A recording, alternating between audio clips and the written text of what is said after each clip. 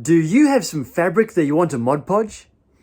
I'm going to show you how I used Mod Podge to stick a fabric pattern to the cover of my latest book folding project.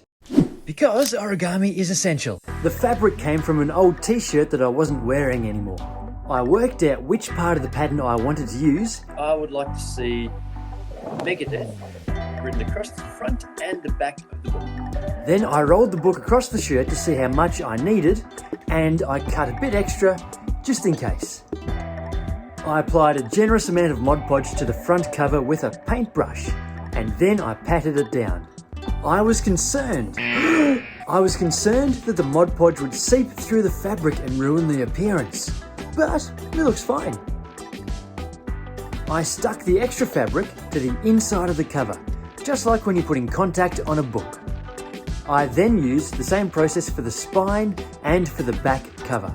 There are two things that I would do differently next time. 1. Only put the Mod Podge under the fabric, as it dries with quite a shiny finish if you get it on the top. 2.